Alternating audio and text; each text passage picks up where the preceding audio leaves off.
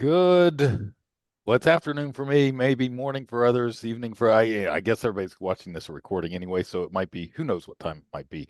We'll just say hello, everyone, and welcome to the No Name Podcast. We still don't have a name. We'll call it Ben's podcast. There we go. How's that? We'll call it Everything's Ben's always podcast. better with my name on it. It's all good. Yeah. Well, So we have with us Spring, Chad, Ben, and the myth. What did I say? Man, I lost legend? it already. I don't know. The man, the myth, the The legend. man, the myth, the legend. Jim Barron, welcome to our podcast, Jim. It's great to have you on. Thank you. It's great to be on. I appreciate the honor of joining you. Absolutely. And if you don't know, you're going to find out really quick that Jim has an incredible track record in selling option premium that goes back several years. We're going to get into Jim's story. We're going to get into how he got into this, his signals, the track record. It's impressive by anyone's standard. So you're going to want to stick around for that one. So we've got some names, apparently, that Jim has come up with. And we have not heard these names yet. So, Jim, lay it on us. What can we hear? What are we going to hear?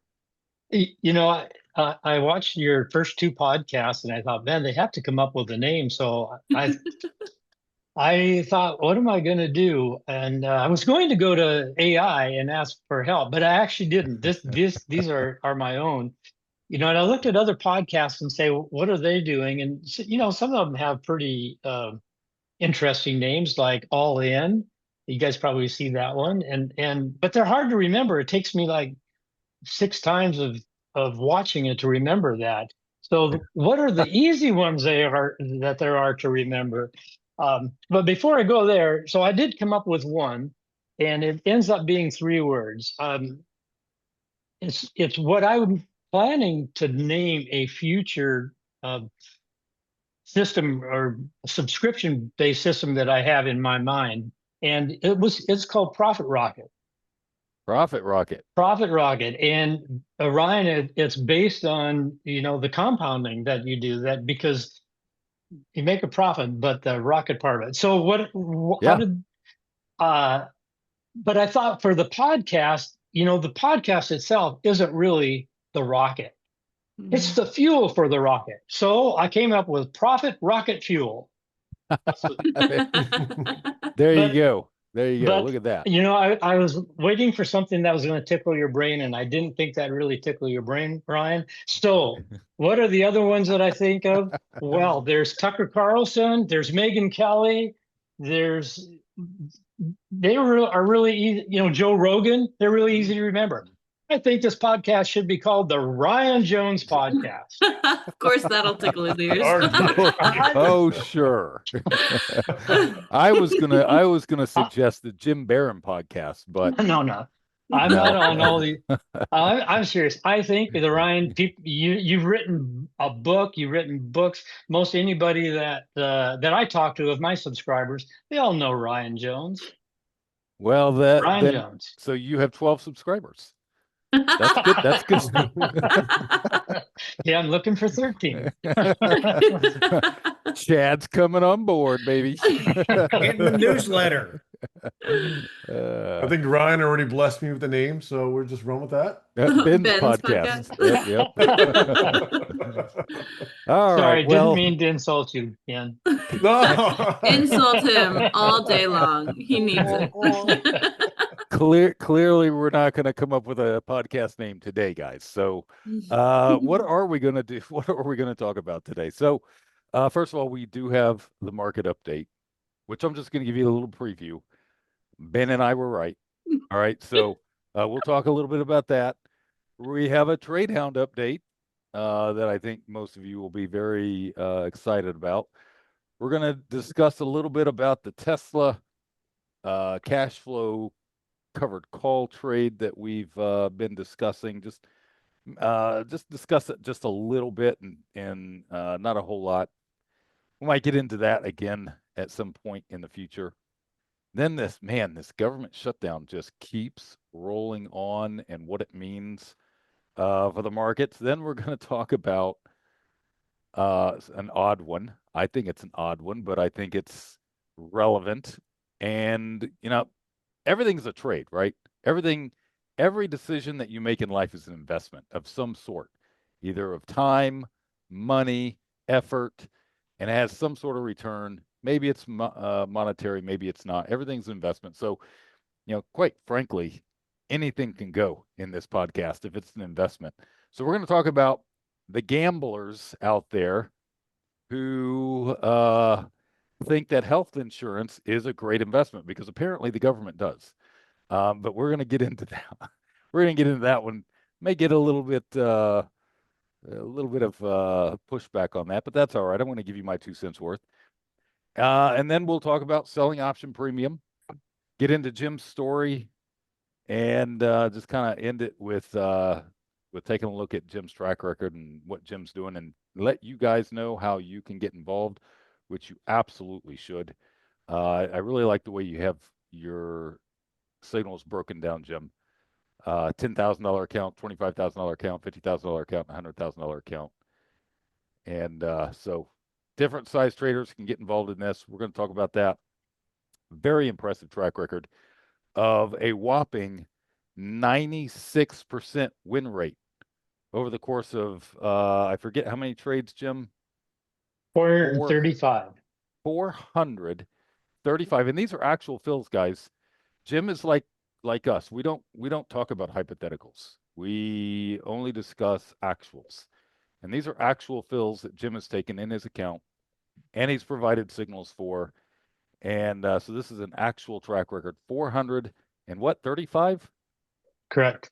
435 trades with a 96% win rate, and stellar returns by anyone's standards.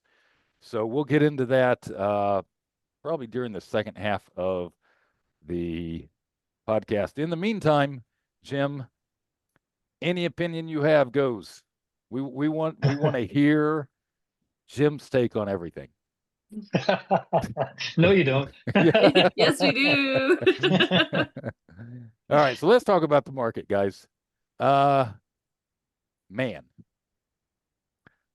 if we would have had the podcast at the end of last week, like on Thursday, we'd be like saying, yeah, see, we told you it's right in the middle of exactly what we thought. The market was going to move down, blah, blah, blah, yak, yak, yak. And here we come into today, and we are a breath away. What do we get? In SPX, we got the 674.5. Yep. Like a 1.5 or 2 points away from all-time highs. Just like that. Risk on. Right. Friday morning, SPY was trading at 651 before the market opened, pre-market hours. And it went all the way to what did it get to today? We have a high of 67.44. And SPY 672, almost just under 673 is the high today in SPY. So we went from 651 to 674. That's what like a 3%, not quite 3% move to the upside, literally within a day and a half of trading. Yep. And that was after what I thought was going to be the start of at least maybe a week or two of a little bit of downward momentum. What do you guys make of it? I wouldn't buy it. I wouldn't buy it, just either. not at all. It's overvalued here. It's my take on it. I would basically be in cash at this point. So, oh, no bearish position for you. No, I've found that the bearish over time for me it's almost hit or miss. It's like trying to catch that falling knife. I found that just hedging it in terms of hedging my positions, hedging on the bearish side is best. But right now, honestly, going long, and it is probably going to break new highs here. So if one was to take a long position or wanted to go bullish, you could look at attacking these highs here. But for me, I'm much more of a position type of trader on the long-term portfolio. So for me, I've already taken gains on most of this move up. So getting in at a small little retracement like this, I was wanting price to go down a little bit more before we could reload, but On a long-term basis, on a longer-term basis, at least going into 2026, I think we'll break the highs here into the holidays.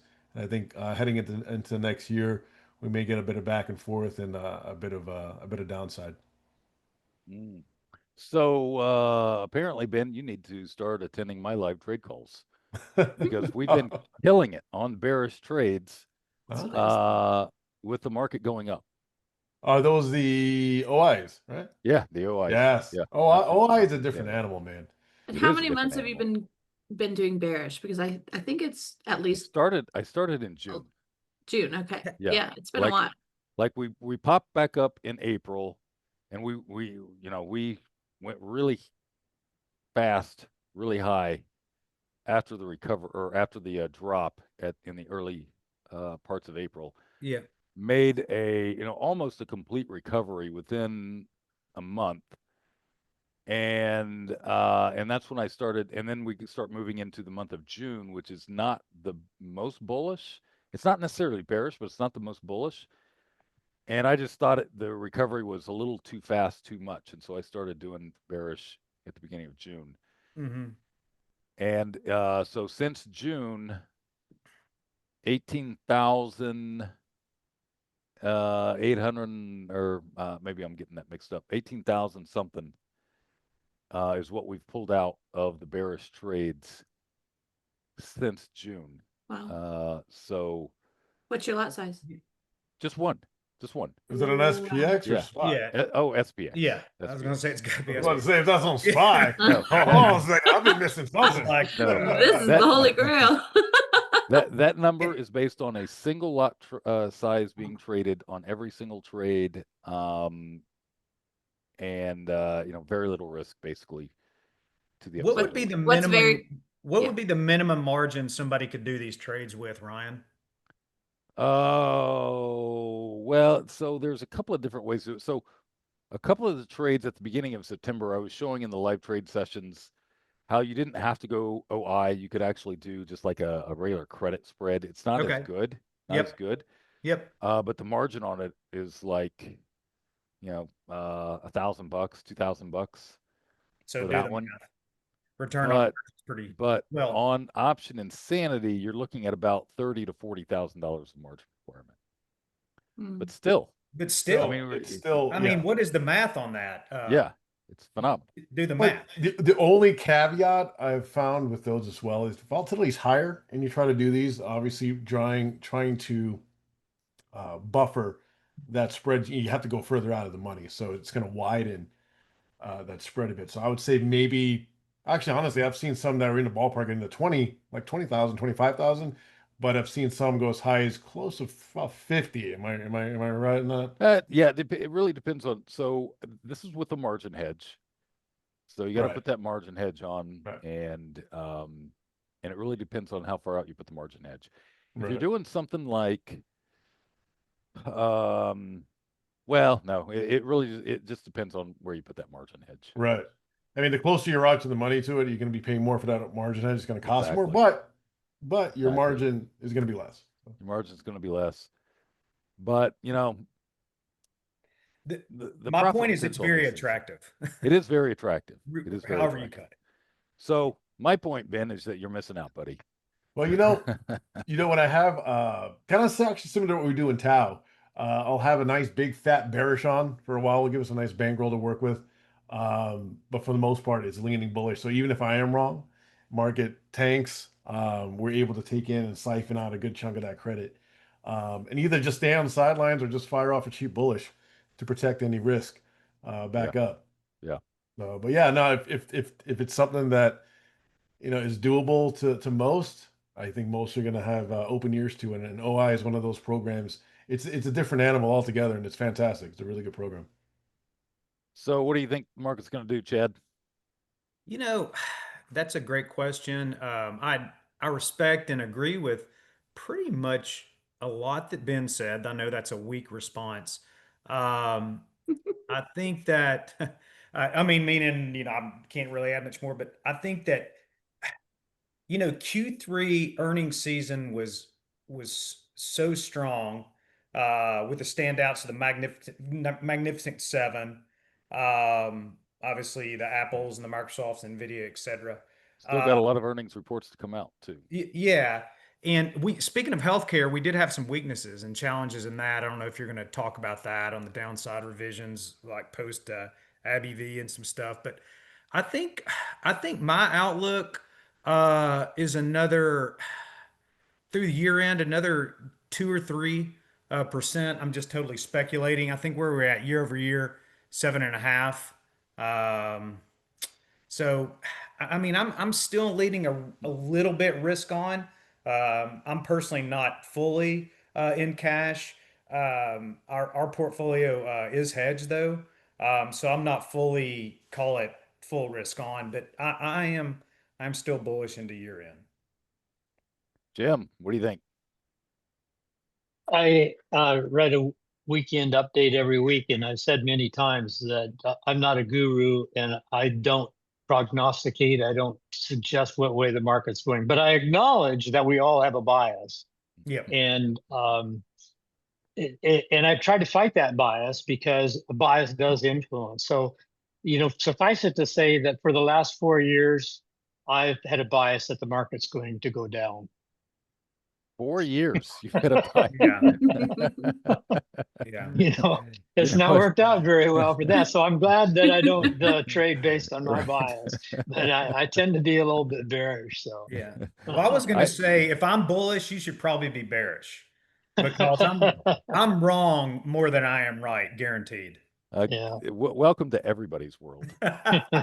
So the only one that's an exception on that is Spring, who is right all the time, right, Spring? Yes. Absolutely. I'm glad you Yeah. finally accepted that. Yeah, except Except for you said- last week. I know you were right, but fair I to was kind of fair, right. you're not This- right usually. this- So this is just statistics, basic statistics that I'm basing my answers off of. Yeah. Anybody ever watch The Big Short? Yeah. Yeah. Was he Yeah. right or Been a- wrong? Wait, what? I don't remember. The Big Short? Oh yeah. What about it? Yeah.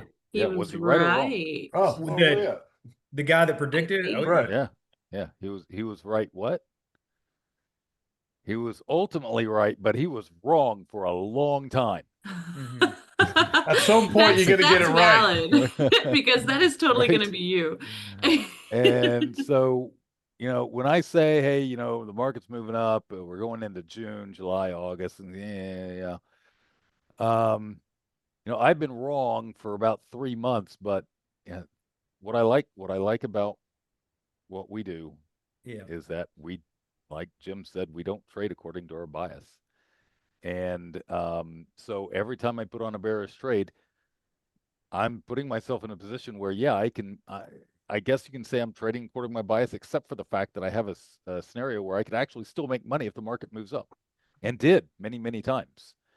But I tell you what, this market action right now, I am not buying it. I'm not buying it There he one is. iota. There he is. Ryan, great minds think alike. Have you noticed that? Well, that's why it's called the Ben and Ryan podcast. That's right. That's right. It was a good Speaking little of, what were you word. guys both right on? Hey, Ryan, you mentioned you and We Ben both were called- right on we- something. What was We that? both called a drop before the end of the month, Oh, okay. and know why it all dropped? right. Do you know why it dropped? But by the way, Oh, do tell us. it had to do with a foreign country and tariffs. Am I right in that? Wasn't that the China tariff threat So let me tell you. that Donnie threw out? Let me tell you something. Back in 1992, Yeah, I was watching, like, CNBC was like almost brand new. yeah, And I was watching a CNBC show where you had two guys with PhDs in economics yeah. that were battling it out about Yeah. which direction bonds were going and why the stock market was up the previous year and this and that. And they both disagreed. They disagreed. They have no clue. So when Right. somebody says, why it went down, I'm going to say, well, we can make some guesses, but Why? Really? Why? Maybe, maybe not. I don't know. But I can it was all day on the 10th. It Yeah. was down all day. This is not what I was calling for, though. Yeah. Yeah, I was calling for the market to move down, but once it moved down, for it to pop back up the way it has Right. and be, right under, that's not at all. This is not what I was looking for, and I still think there's more to come. And I by the way, agree. we gapped open this morning, so And we did. expect that to close here in the next few days. Right. That's my prediction. Um, so I keep pushing it because I'm bullish. I'm ultimately bullish. I think the tariffs are bullish. I've said that from the day that he was elected. I said, "You watch," and this is what I was right on, Spring. So you just, I said there are going to be issues when he comes on board because there's a lot of unknowns. And I said, you're probably going to see a drop after he takes office because of all of this stuff that's unknown, and the market's not going to like it. But once it makes that drop, it's going to be bulls over. I mean, it's just going to be bullish. And it was a little later in the year that the drop came, which was beginning of April. But since then, it's been nonstop bullish. In fact, it's been more bullish than I thought it was going to be after that Yeah. drop. So I am still very bullish, but this is Yeah. just there's got to be some breathing going on here somewhere. Yeah. So hopefully hopefully we'll get that because of my bearish trades pop in there, and then away we go. All right. Well, I guess we lost Spring. I guess she was offended that I was right. So have we But got Ryan? I was gonna. You brought up something the other day, and I'd not really thought about this. Are we in our 6th or 7th month in a row of a positive month, and is that a record? no, that's not a record. We've had more than 7 months in a row where the market's been. I'm I'm sure we. almost for certain. I'd say we have. I just don't recall when. Yeah, You so know? I remember. I Clue? mean, this has been back a while, but I remember when I'm in some of these trades, some of Yeah. these bearish trades, that the market's going up, up, up, up, and I'm like, okay, we've gone up 10 days in a row. Yeah. Surely we're gonna pop down here, and I'm telling you that thing continued going up for like another 5 to 7 days. Yeah. So these, I'd have to look at, I'd have to type it into TradeHound Yeah. and see what that is. But what do y'all think about? I mean, so what I don't understand, I guess, is the fact that we've got this government shutdown going on. Mhm. It's this one is now the longest in history, is it not? Am I right I in don't that? know. I don't know. I'd have to I think they were Google it or throwing. AI it or something. Yeah, I think they were throwing around. I don't know what the exact number of days, but it's definitely challenging it. So I don't know if it's officially the longest, but it's definitely Mhm. challenging it. Mhm. Yeah. Mhm. And it's like the market doesn't care. Right. Does that seem reasonable? This is an interesting topic. And it almost wears me out. And I'm like, is this thing a fad? And I've been thinking this for a while. It'd be interesting you guys' thoughts, but this AI revolution and all companies and things are really devoting time and energy. Is that, am I wrong? And I've heard some theses and opinions on it that the market's forward looking, or obviously price is forward looking. I think Right. y'all would agree. And is that a main driver? I don't know. I've heard some interesting arguments for it.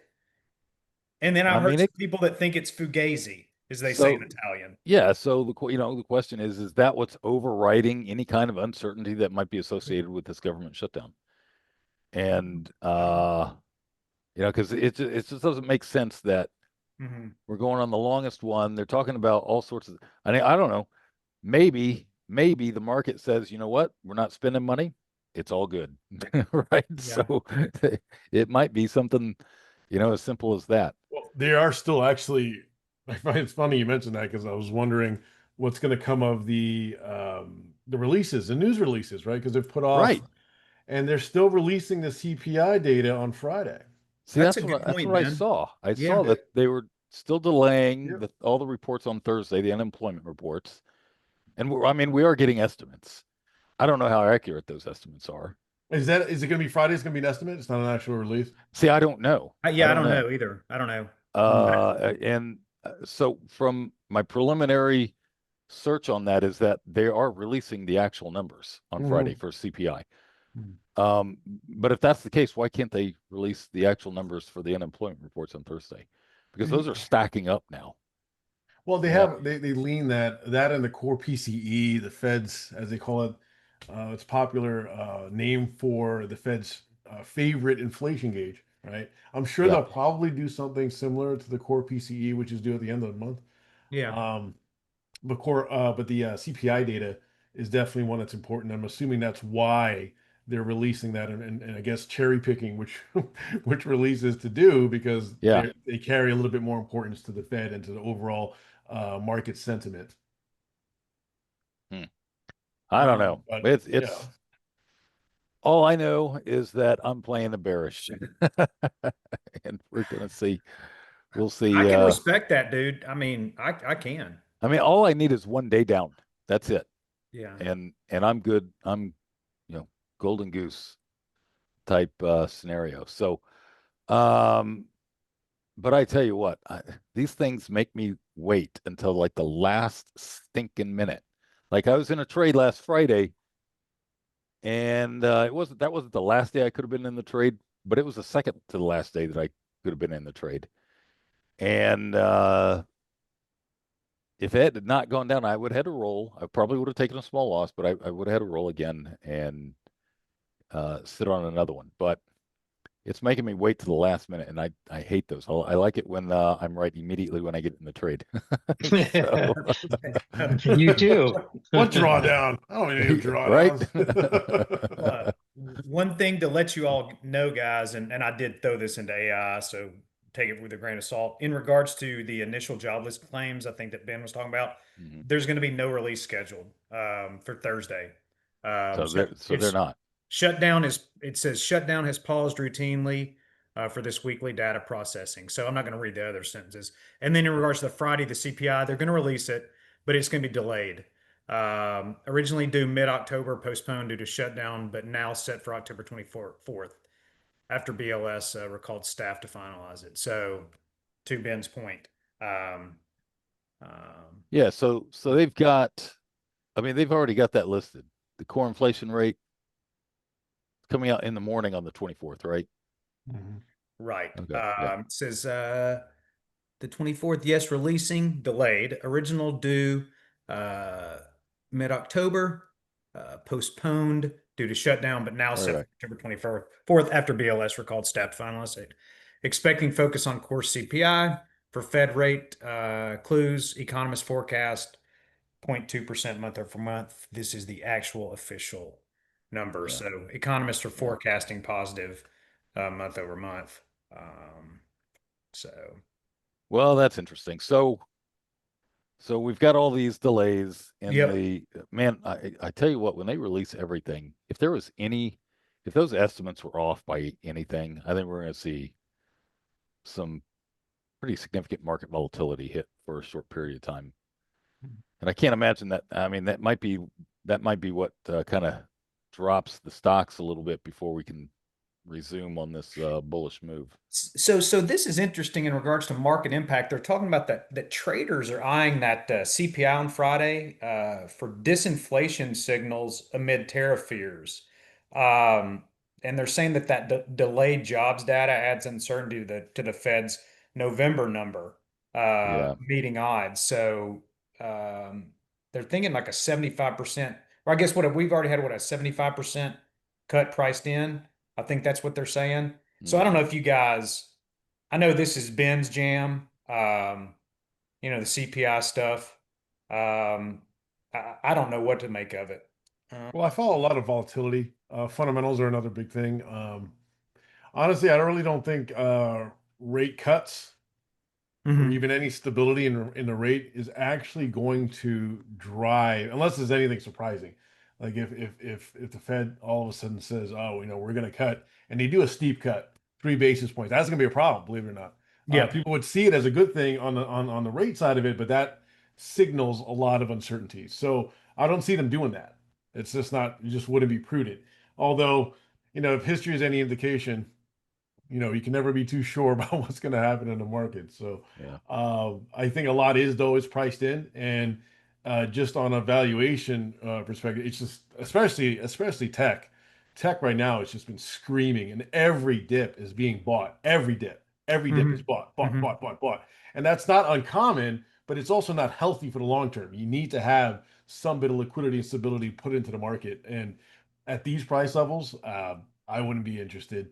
But Ryan has it right, man.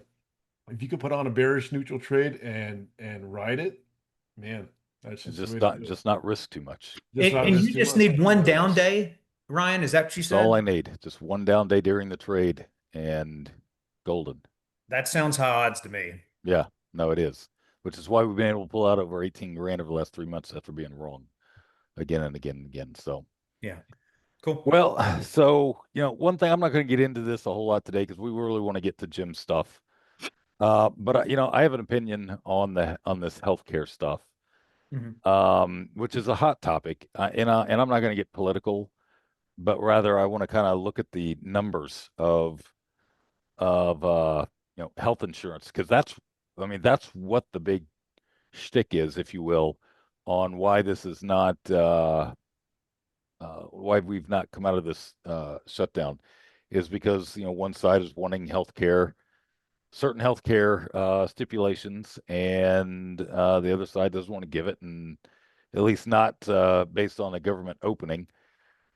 But healthcare is a huge, huge industry.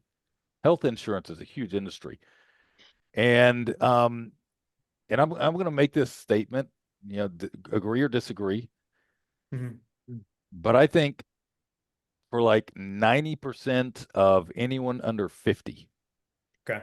health insurance is a complete waste of money. A Bingo. complete waste of money.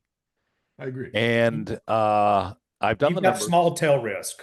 So yes, I agree. Yeah, yeah. And I've done the numbers. And for people who, don't understand what health insurance is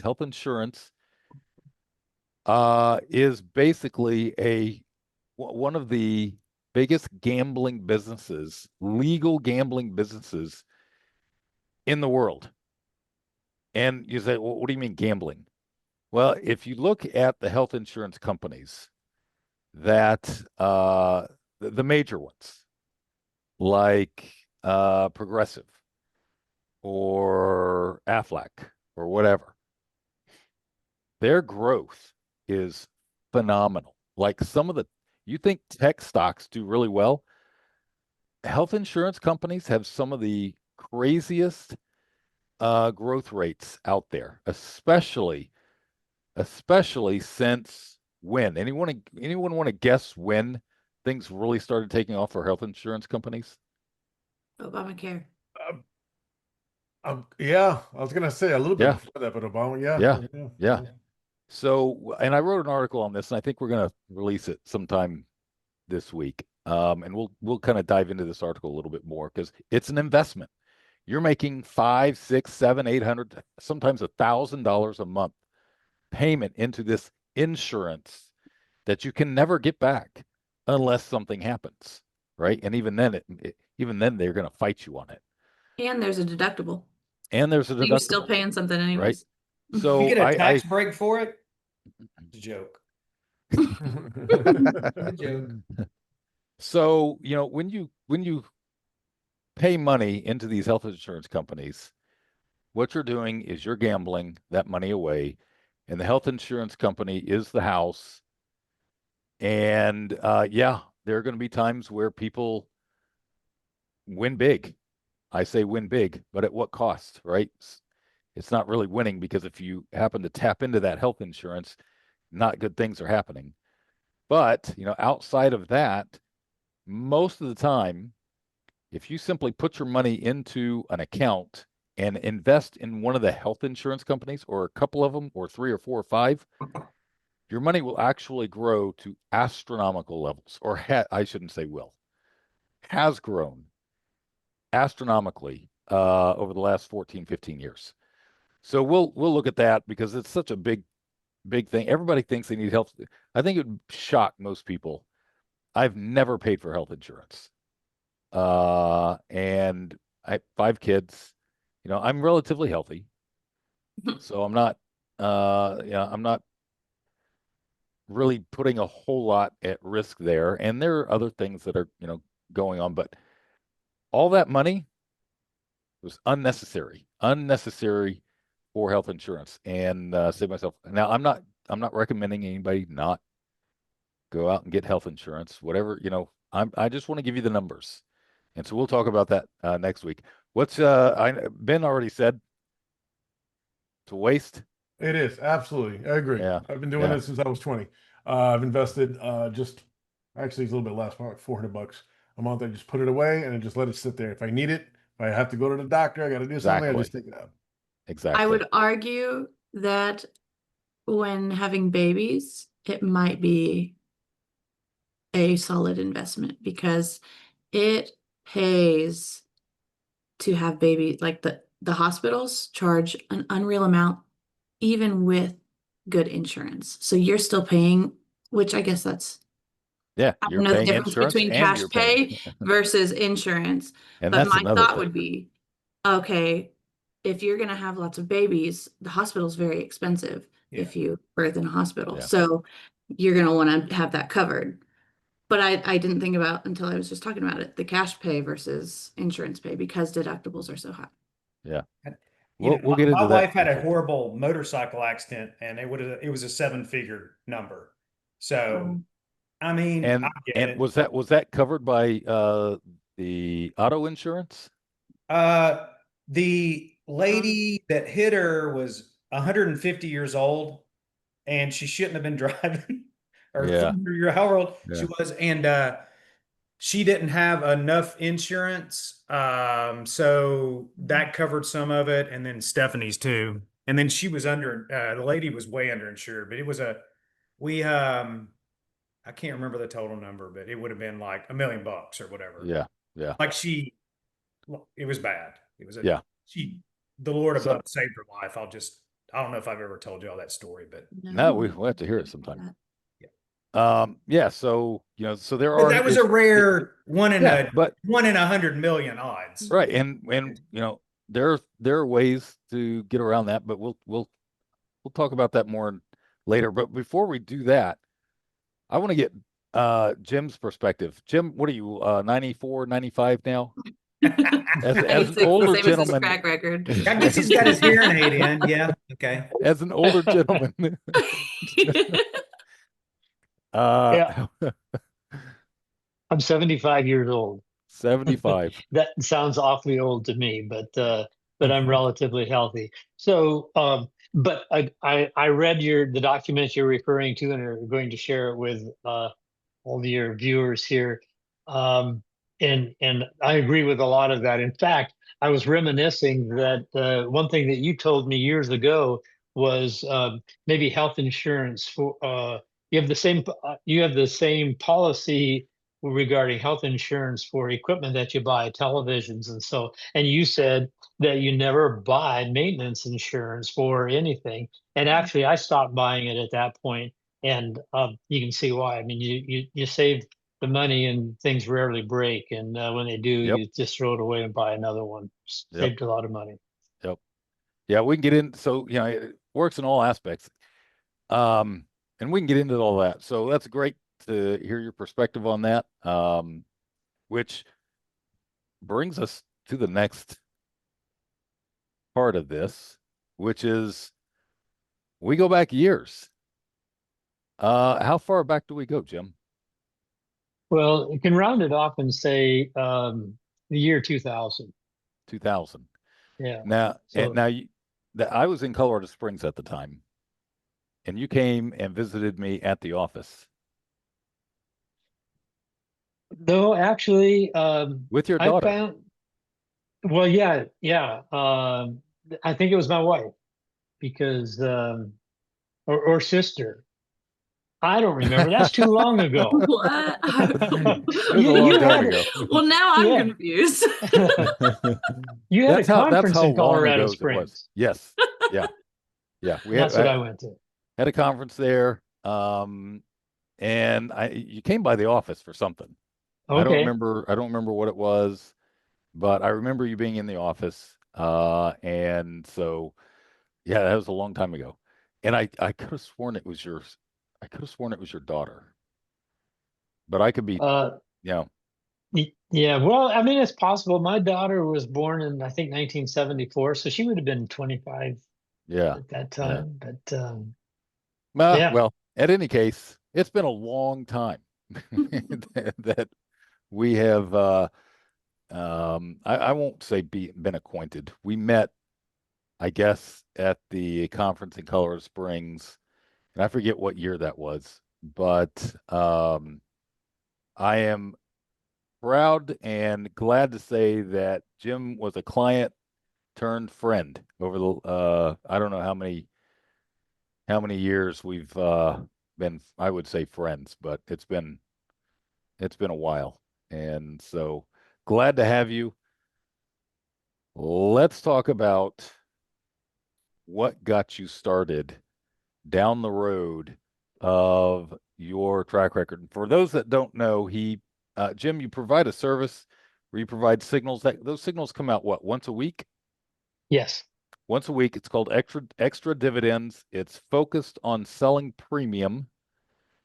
And his track record, again, over the last 435 trades, 96% win rate. Now, some of those he did roll, and we'll talk a little bit about that rolling.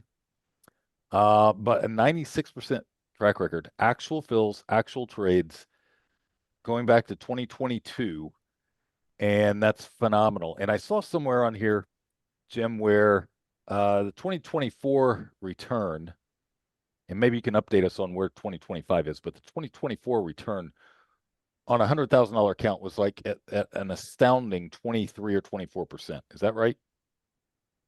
Yeah, and actually, I think that's right. I don't see that right in front of me either. But on $100,000 account on this current year, for the 9 months to date is 28%, and if you annualize that, it's at 37%. Wow, So it's a third 28% return on the year so far. year to date. Yes, Yeah, on a that $100,000 account, and actually on a $10,000 account, it is 31%. So it's even a little bit more with a smaller account percentage that's wise. it's absolutely phenomenal. Absolutely phenomenal. So what got you started? And I want to swing back around. We may have to have you on again, quite frankly, because it's just fascinating. But I want to swing back around at some point and discuss what was going on with your positions during March and April of this year, because you're up 28%. You probably were feeling some heat back then. We'll get to that. But let's first talk about what got you started into selling premium. Well, first I would say that everything that I've learned about, so Spring and I have something in common here because everything she's learned about life, she learned from you, right? Well, I can't say that about life, but everything that I've learned about trading options, I've learned from you. So, kudos to you, Ryan. You helped me get off on the right foot a long time ago. Um, During the pandemic in the early stages, I had a stock portfolio, and that stock portfolio, thanks to your help, was pretty much 100% correlated to the S&P. So, guess how much that stock portfolio went down during the early days of the pandemic? Yeah, about 34%, which is what the S&P did. And so, at that time I thought, this is ridiculous. I've been trading, doing some of my own stuff for all these years, and now I see, overnight or in a few days, I've lost this amount of money, and so um, I I just got to be thinking about that, and I reminisced about selling premium, selling put options, because um, I started doing that. And rather than going right out and buying the stock, I said, what if I sell a put 20% below the stock price? Then if I get assigned, I got a really good deal on the stock. So that's kind of where it started. And then what was happening is the market turned around and started going up, right? So I sold premium 20% under the stock, current price of the stock, and it never got assigned. But you know what? I was making money on that. So that's kind of where the whole thing developed. And I used a lot of the uh, metrics from what had learned in your classes before. And yeah, the winning percentage of, I'm going to correct you, it's actually 97% now. 97%. Yeah, My out of the bad. 435 trades, 420 of them were winning trades. And Phenomenal. so, yeah, Phenomenal. So, so you sell only puts, right? correct. Okay. Well, I sell only puts, and then we have to manage the position sometimes. So when the stock does drop, I need to manage the position, and sometimes I'll one of three things: I'll roll the stock, I'll roll the option. I mean, and or I'll take assignment and then sell calls against it, or Okay. just So close. If I've totally lost trust in the position, I'll just close it and take the loss. yeah, yeah. So you go 20% out of the money, you're selling puts, and then if the market does happen to drop, um, then you're gonna roll it, assign it, maybe sell some calls against the assignment, et cetera, et cetera. So this goes right along the lines of, one thing about selling puts I've always said is that when you're selling a put, all you're doing is you're getting paid to try and buy the stock at a better price. That's all you're doing, right? So if I don't like the stock market where it's at, but I would like it if it dropped 5%, 8%, 7%, whatever, sell a put, get paid. If it drops, great, you're in from that level. If it doesn't drop, you got paid, right? So to me, it's a no-brainer. It's a no-brainer way. The only issue is that, if you're completely wrong and the stock that you're trading goes ballistic, you obviously aren't in. But I wouldn't have been in anyway because for whatever reason, I'm not going to buy a stock that's making all-time highs, and I'm kind of bearish like that myself as well. So for me, I think what you're doing is brilliant. It's right along the lines of, I don't want to say basic, but simple. It is simple. Right. It's simple Simple, that is, logic. yeah. Simple logic. You're making time work for you. You're making the market come down to the levels, and you're making it come down quite a bit. Now, what is the timing? How much time are you in a trade on average, would you say? So that's a good segue to, because I wanted to jump back to one of the things that you said too. A couple of the unusual trades have lasted a little bit longer. I want to tell you about, you, you said something that the reason you sell a put is because you want to buy the stock for a less price, right? But selling a put is trying to buy a stock at a better price, getting paid to Yeah, buy the stock at a better price. yeah. That's what it And is. yeah, in our case and in this strategy, I'm really not wanting to buy stock. We're just trying to we Right. just want to make a profit on it. So take, for example, a recent position in Wolf, WOLF. I originally sold a put for 1750 in August of 24. So it's a What little ticker? over a Wait, year wait a minute. ago. What ticker was that? WOLF, Wolf. WOLF. Yeah. So sold a put Uh, at 1750 and they went bankrupt oh, last month. That's why I don't see them. That's right. That's right. It's You now could have called let out Wolf with that. One. Could All have let right. out with that. I rolled and I rolled and I rolled. I ended up closing that stock, closing the position when that stock was selling at $1.50. So from 17.50 to $1.50, and the overall position it made $193. The annualized return wasn't that great, but who else bought the stock for 17.50 and made profit on it when it went to 150? That's what I'm Okay, talking about. That's yeah. what I'm talking about. So a little bit more normal would be Warby, WRBY, and that one I originally got into when it was trading 22.50, and that was in 22. Oh, drop my ear. There we go. So this is a new issue in 2021. So yeah, okay, Yeah. I Yeah. forgot that. Yep. But that stock I got out of it. So the original put was 22.50. It went down. I closed out at 17.50 with a $212 profit. So, when you say the strategy makes money if the stock goes up, if it stays the same or it goes down, I've got several examples of it going down. Now, your question was how long are we typically in a stock? Well, those, were 2 and 3 years. I just wrote up in my last newsletter, so the subscribers already know this, but the title of the newsletter was 2 Week Wonder. So last week, I closed out a position that I opened on September 29, sold it on November, or bought it back on November 21, and that was ARQQ, 22.50, Yep. and they bought it back for $15. Sold it for 65. Sorry, bought it back for 15. So, I'm making a mistake here. Sold the put for $80. Bought it back for 15. In 2 weeks, we made $65 on one position in that one stock. And I got out.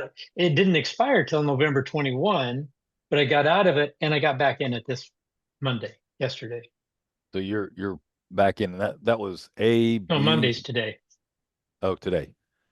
Yeah, That was ARQQ. Is that what you said? correct. Yeah. And so that's trading at 39. So give us an example. Or you're in the 22.50 puts? Is that what you said? Yes. So if you pull up a chart, Look, go ahead. well, today, oh, I forget which one I got filled into. Oh, I got filled in Fluence Energy today. FLNC, a $13 put. And I don't know what it's trading at right now. Oh, that's funny. Which brings up something. FLNC is trading at 1850. Actually 1845. And let's see, today it's actually up today, which brings, is that up today? FLNC? FLN is in Nancy. Okay, yeah. So it's actually up today. You got filled Yeah. this morning. So you were filled this morning? Yes. So the market gapped open at 1980 this morning. It's been coming down ever since. It's like 1850 now, which is still above Friday's close. So you were filled on this put when the market was up. Right. Yeah. All right. So I got a story for you. And I don't know how many people know this story or not, but do y'all remember GameStop and the whole meme crowd with GameStop? Yep. I remember what you did. A bunch of people get on Reddit and they're like, I call them Redditiots. I know I'm being mean, but Yeah. You're but they gonna start insult a lot talking of people about watching. how they're gonna, take the stock up and all these people are getting into this stock at like $300, $350. Oh, it's going to the moon, blah, blah, blah, and they're short squeezing. I don't want to get into all the details about what a short squeeze is and what exactly happened. Maybe we'll focus on that a little bit more. But one thing that I did is, as the market was trading at $350 a share, okay, $350 a share, I was selling $1 puts for 18 cents. Now, process that for a minute. And not hypothetical. These are actual trades. Market was trading at 350, and I trade 18 cent. I sell $1 puts for 18 cents. And they expire in like 6 weeks. So we're talking about making more than 18, 22% on risk, which is, if you're selling it for 18, I have $82 of risk. And that has to go to zero for me to suffer that $82 risk, right? So I'm making 22%, but I'm going to make that 22% in 6 weeks or less. And I think I made it in, I think, like you said, Jim, is I got out early because as the market was coming back down, they were popping the premium out. It was no longer at 18 cents. I think a week later it was trading down like $100, and I pulled out for like 3 cents or 4 cents, something ridiculous like that. And I think that goes to show, what people do not take into account when they are looking at selling premium. And that is that if volatility goes up in these stocks like that, I don't care where it is, you're going to see some really fabulous put selling opportunities that are mind-boggling. What I should have done is I should have sold my house. I should have sold Spring's house. I should have sold all my other kids' house. I should have cashed in all retirement. I should have sold my business and put it No. all in selling $1 GameStop stock, or puts, I should say. But I see that's kind of what must have happened here. You probably had an earnings report come out. Do you know, on FLNC?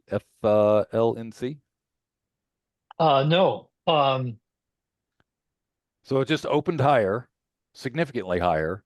They popped the Yeah. volatility up. You got filled on your put, and now that's coming down. You're probably taking a little bit of a open position loss on that put right now, but I bet it's not much. Um, Let me see here. yeah, well, see, I sold that for, I got $60 on that. So, That's I crazy. usually look for 2% of the strike price, which would have been $26. But we got $60 for that one. Yeah. And that's the other part of this equation. So you're going 20% out, and then you're requiring a certain percentage of premium to bring in, right? Right, right. So you say it's 2%. Yeah. What's your average? That's your minimum, but what's your average that you're bringing in? You say 3%, 4%? Yeah, well, between 2% and 5%. Between 2% and 4%. Okay. So that's pretty good. So and you're going out how much in time? About a month? Yeah, 45 days, So 1 to 2 months, and I've gone out as far as 90 days. okay. I, So I I strictly avoid earnings, and so during earnings season, it can get to be difficult to find them because the number, mm. the pool is pretty small. So sometimes I have to go out further So have you ever oh, you mean go out further as far as a in time. percentage? Oh, in time. Have you ever Yeah, thought about going just further out on an earnings trade further out of the money as opposed to just 20%? yeah, Yeah. yeah. And the way the market is right now, I mean, the premiums are higher, and so I'll do both. I'll sometimes go closer to the money or up further out too. Yeah. So okay, so you got filled on FLNC 11/21 expiration, $12 Yeah, put, did you say? 13. $13 put. All right, so we were in a $13 put. You got filled at 65 cents this morning. The market's down. Guess where that's at right now? 55 cents. Okay. Yeah, so the market Yeah, actually is coming down toward your strike, and you're making making money money. on the Yeah. position. That's what I think a lot of people don't realize just how much value there is in selling puts when they have high premium. Some of the things that you won't touch, like earnings, I will absolutely touch. Um, some of the stocks that are like going through bankruptcy, people won't touch with a 10-foot pole. Give them to me, baby. I am absolutely going to play stocks that are in danger of going bankrupt. You know, during the pandemic, American Airlines was trading, I don't know, somewhere around 12, $13. And there's a site, and I forget what it's at. I haven't been on it in a while, but there was a site that tracks the probability of a company going bankrupt over the next, 12 months or 24 months or something like that. And they actually had probabilities for that. And the probability of American Airlines going bankrupt during the pandemic was at like 65%. And so once again, AA is trading at actually it's not AA, it's AAL. It's trading at like $12, and I'm selling $1 puts again because of bankruptcy. Hertz car rental. How many times has that been going in and out of bankruptcy lately? And so it was actually in bankruptcy, trading for $1.50 a share, and I'm selling those things for like, weekly puts for like 20, 25 cents. All I got to do is sell it 4 times during bankruptcy proceedings, and I make back the cost of the stock. It's insane. So I don't shy away from those. Obviously, I think you should have a little bit more experience before you just jump into that kind of stuff. Earnings trades, you can Well, get that's some big moves on earnings that's part trades. of your cash cow strategy, right? And most of the time, if you're going to look at bankruptcy, it's got to be a stock that's less expensive. Yes. But cash cow's not really a bankruptcy type. Um, that's there are going to be some opportunities in there that are like that, but that's not really a bankruptcy type strategy. It's more of a um, high reward or high premium on cheap stocks strategy. Yeah. And then it rotates, in and out. But we have, scans for that, and it's a little bit different. And it's not necessarily going out of the money either. We're going at the money, or maybe slightly in the money, even, depending on how much value we're able to bring in. So, a lot of different ways to do it. You have clearly mastered, um, your approach on how you take advantage of the opportunities that these provide. So,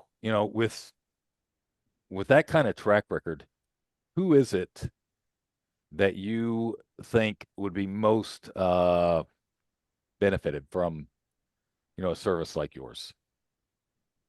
Well, interestingly enough, just prior to getting on this podcast today, I got a phone call from a, client that you probably know because we share a lot of the same clients because of various reasons. But he said to me, he said, I have dropped all of the other programs that I had, and am trading just this. And he mentioned two things: the simplicity of it. He says, it's simple, and um, I don't have to sit in front of my computer and watch and wait for something. He says I can just set it there, and he's had so much success with it. So um, I have a lot of retired folks that are a part of the program, and maybe I attract them because I'm one of them. And honestly, it's one of the reasons why I love doing this program and this service is I get to talk to people all over the world, Yeah. and Yep. it's great to do that. So Very good. So simplicity. Now we're going to talk about the hard part. And I think we're probably going to have you on again at some point because we really need to get into this track record a little bit more. But let's talk about the hard part. what's that? What happens when your clients are going through a market crash? Stocks drop 50% tomorrow. What happens? Head for the hills. Head. So, Sell more. we have had times, even though we've been in largely a bull market, there have been times that, even this past year where Yeah. we're not there. And as I have pointed out to clients, having lived through the pandemic where my portfolio lost 34%, I'm starting out. So you don't have to trade this. You can just go ahead and buy stocks because that's what people do. Yeah. Well, isn't that wonderful? I'm starting out 20% ahead of the game. So if I'm assigned at 20% under the price of the stock on average. And a lot of times it's more than that. And it Yeah. wasn't that way in the beginning. I'd go 10% under, but now I'm pretty much stuck on 20%. So yeah, the market can crash, but we're in a lot better shape than those that are just owning stock. Mm.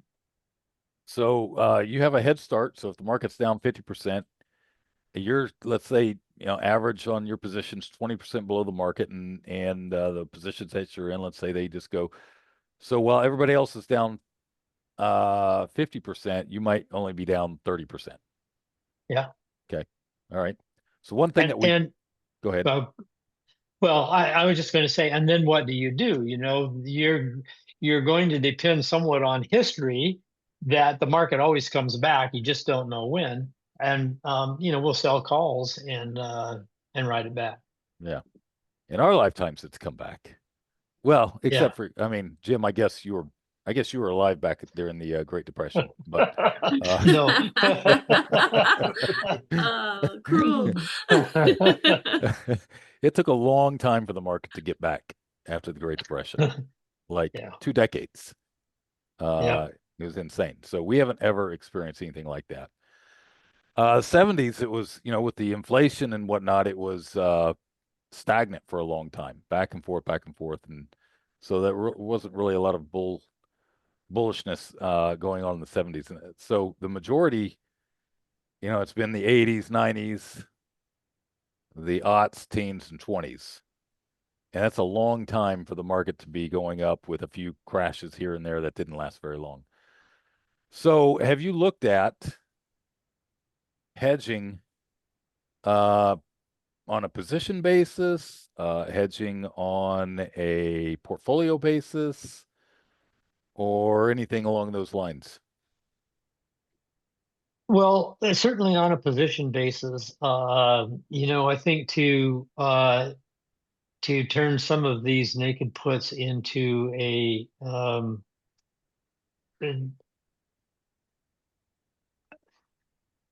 yeah, buy a put against it and make it into a defined risk trade makes a lot of sense. And I have some of my clients that would like to see me do that.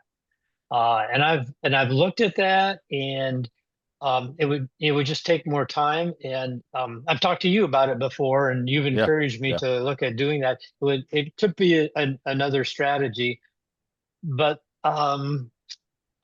just bluntly honest, I'm 75 years old, and I don't know if I want to come up with another strategy or do something that's different. When this has worked so well.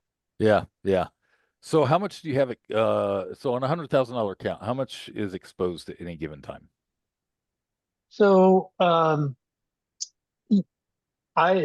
people that my subscribers, I explain to them that the absolute risk on any trade is the price of the stock times the number of contracts times 100, right? Yep. And less the price that you get for the premium.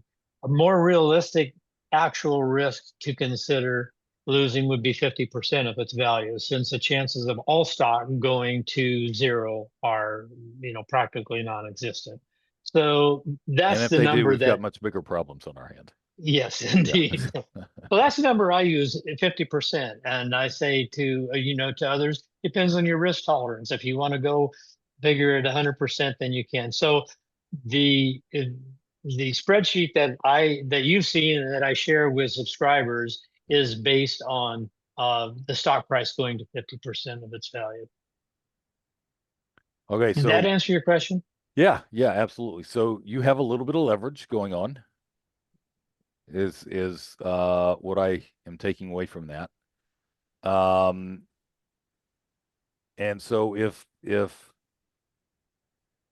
you have let's see, how many positions do you have on right now? I'm trying to find that, and I just So my goal is to have 20 positions on. Okay. And so sometimes we have a few more and sometimes a few less. We're right at about 20 now. okay. So let me see here. Is that on the open positions orders, current Yes. positions? All right. Yeah. Way at the bottom. Yeah. 16 and 5. So there's 11, and then you have on 6 new orders. 6 new orders, 2 of which were filled today. And then on the next tab that you see is open position and assignments. There's still 4 positions that are open there. Okay, perfect. All right, excellent. So digging down into this just a little bit. If I have $100,000 account, how much in margin is being used? I don't know that. Okay. I think that's something that we'll dive down into a little bit more on the details, maybe in a future podcast, where we can kind of go into the nitty gritty a little bit more for those that are interested, and go a little bit more granular, and kind of pick this thing apart with a magnifying glass. Hmm? Yep. That'd be great. Yeah. So what do you guys think? What y'all have heard about so far? Sounds Regarding- cool. I would just want to understand the risk more. Like you Yeah. could drill down into that, but that's all I would want to know. Yeah. I actually do have a question because Ryan, you do hedging stuff all the time. Mhm. Would that pair well with his selling premium or selling put? Oh, absolutely. You would. The issue that you're going to have is, what does your stock portfolio, what does your portfolio look like? Is it more like the S&P? Is it more like the IWM, like the Russell 2000? Is it more like, the Qs? And, that, I think that's probably going to change. So there's probably a little bit of work that would need to go into that to kind of analyze the portfolio. But there's no way I would sell premium like this on a large account without having some sort of hedge going on. And that's just me. Because you're 20% out of the money. I don't think the market's going to crash. Don't get me wrong. I don't think that even on the next down move, I don't think it's going to be anywhere close to it. If we hit 5%, I'll be happy. If we hit 5%. But on an individual basis, you might be able to do a little bit more, just to cap the risk a little bit on a massive move. But the problem is that where you're going to cap the risk, it's you're going to buy like Jim was saying, you're going to buy a put, you're going to cap that risk, but by the time you buy the put, because it's so far out of the money, the chances of the market going there and actually putting that put into work is like 0.1%. Maybe not even that. I mean, he's at 435 trades. And how many times have you seen the market go down like 50% on an open position? A few times. Yeah. Right? Yeah. It's Yeah. happened. Yeah. Yeah. So, it happens, but is buying another put on every single position worth it? And I don't know. I don't know that it is, quite frankly. I see. It may not be worth it, but there's another thing that I've toyed with, and occasionally I'll put out like a bonus trade that doesn't really fit the positions here. But by doing a defined risk trade, um, and not being in a cash position, you can take more positions. And so there you get into the compounding. And Yeah. so, whereas you might only be able to afford to take two FLNC, if we could cover that, you might take four. Yeah, so like on FLNC, it's going for you sold it for 65 this morning. Actually, it was $60. $60 this morning. Yeah. Okay. So I would have to buy, so that's a 13 put. And what I'm looking at right now is I would have to buy like a $7 put. Right. And I could buy that for like 2 cents. And that would then cap my risk.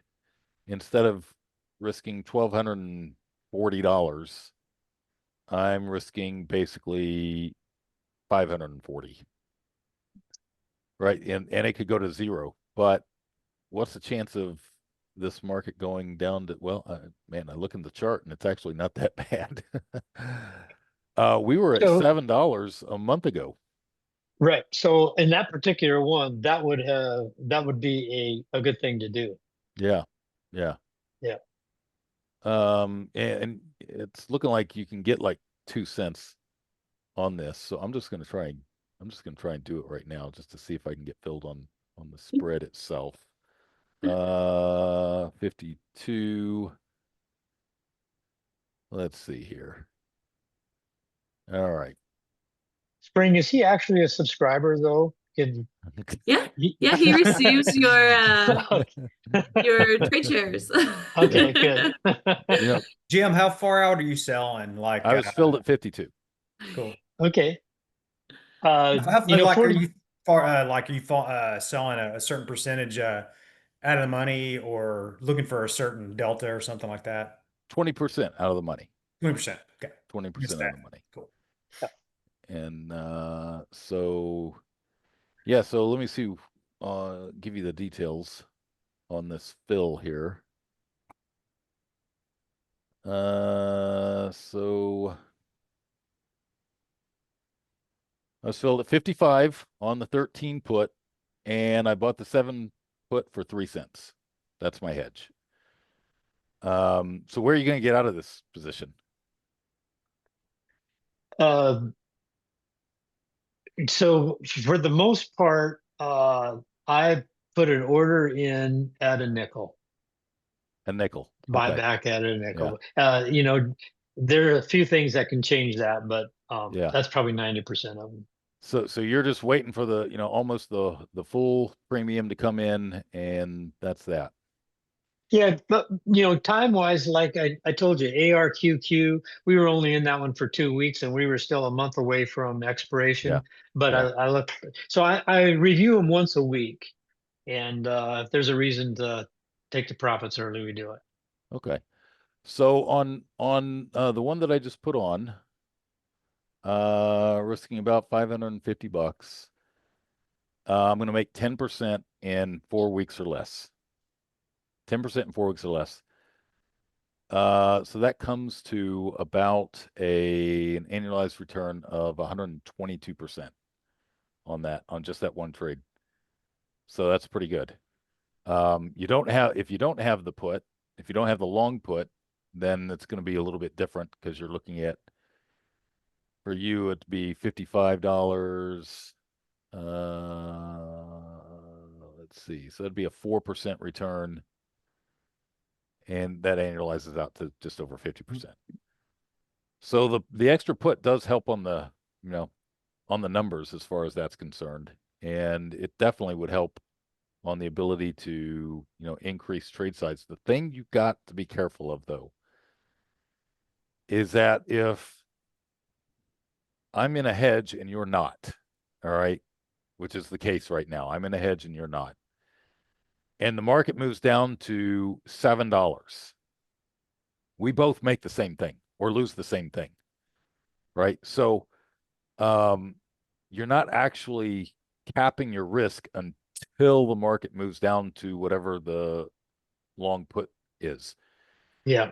And the probability of moving beyond that is what we have to kind of analyze and say, okay, is it worth it? Because if I now do two, right, I have half the risk that you have, actually a little less than half the risk that you have. But if I do two lots on that, then I'm going to have the same risk that you have, only the market only has to go down half the price for me to get the full risk. So it's not as simple as just saying, okay, I'm going to put a hedge on and therefore I'm going to increase my, the trade size. So there's a little bit more that goes into it that should be considered, because I think a lot of people will think, okay, well, I'm now hedged. I only have $500 risk. I had $1,200 before, so why don't I just do two? And the answer is because you now need half the market move to realize your full loss as opposed to a full market move. And so the dynamics do change a bit. And I just want to caution people on that, to not get too crazy about putting on a hedge and then putting on a bunch of more contracts because they can afford it. Yeah. You may or may not be able to. So Yeah. we'll probably have to address that in a compounding session. Be a good example for that. Well, we are way past time. But all good stuff. And clearly we didn't get to cover all of it, so we'll have to come back and at some point and revisit this and go from there. If you're up to it, Jim. Absolutely. Oh, Thank you. perfect. Thanks for inviting me and Perfect. for giving me this opportunity. All right. One last announcement on TradeHound. And by the way, if you guys are interested in Jim's subscription service, contact our support. We'll get you the link. And he will get you going on that. He does all his own support, so feel free to call him and bug him. All hours of the night. Like, this is elite level Just kidding. customer Just support. Just kidding. Don't bug him too much, guys. Jim at extradividends.com. Jim at Extra Dividends, and that's XTRA. Yeah. Not EX. It's just XTRA dividends.com. All right, perfect. Yeah. All right, guys, anything else? Oh, TradeHound announcement. Next Monday, we're releasing the beta version of TradeHound. You can only get access to that if you are a lifetime member of TradeHound. So if you have not gotten on board with that, you want to get on board, the beta release is coming up on the 27th. All right, looking forward to that. Y'all got anything else we need to cover? We'll cover it on the next call. On Ben is done. yeah.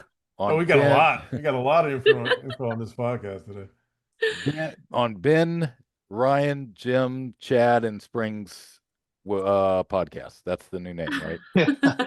So creative. Good job. No, that doesn't work, man. Yeah, it doesn't work. All right, guys, we're signing out. Appreciate your attending. Hit subscribe if you've not subscribed. Right, guys. And hit subscribe and like, and only leave nice comments. Okay. No, I like the entertaining ones. If you don't like it, hit dislike twice. There you go. There you go. That's good. All right, guys. We'll see you on the next one. Thank you, Jim, for being with us. see you. Thank you. Thanks again, Jim. Take care, guys. Bye-bye.